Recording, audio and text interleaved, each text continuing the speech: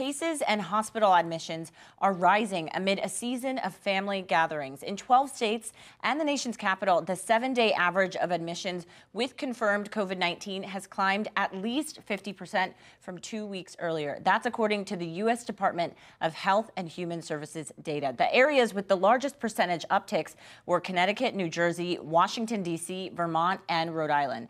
Doctors in many places report a grim, repetitive cycle of admission, intensive care, and death. There are shortages of beds and staff to care for the victims who have mostly turned down vaccines. And a little more than 60% of the U.S. population right now is considered fully vaccinated. In the most recent CDC data from September, unvaccinated people had about 14 times the risk of dying from COVID-19 after adjusting for age. So joining us now to discuss all this and so much more is Dr. Carrie Althoff. She's an associate professor of epidemiology at the Johns Hopkins Bloomberg School of Public Health. Dr. Althoff, thanks so much for joining us. Carrie, can you first break down this data for us? I mean, is this all Omicron? Is this Delta? Where are these upticks coming from?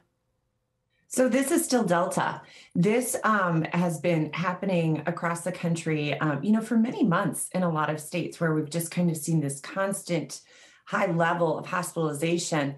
And what we're trying to prevent is Omicron kind of taking over and intensifying that, because we do have a number of healthcare systems right now that are really at capacity, at their brink, and a lot of healthcare workers who are very demoralized by seeing all of this preventable disease and death. And is this Delta among unvaccinated populations, or are vaccinated people still being hit with Delta pretty severely?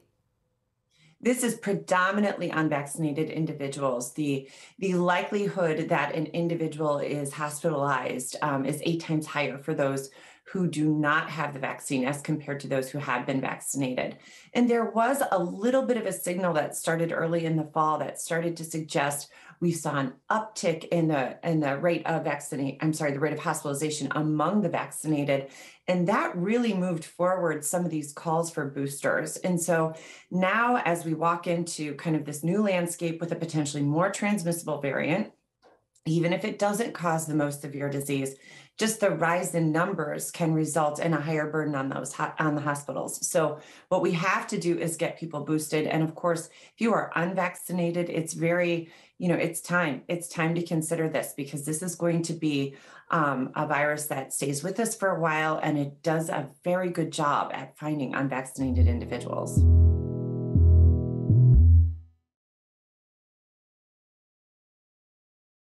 Thanks for watching Bloomberg Quicktake Now. Subscribe to our channel to see the biggest stories the moment they happen from around the world, and tune in to our 24/7 live stream for global news coverage, interviews, deep dives, shows, and documentaries on the stories you care about.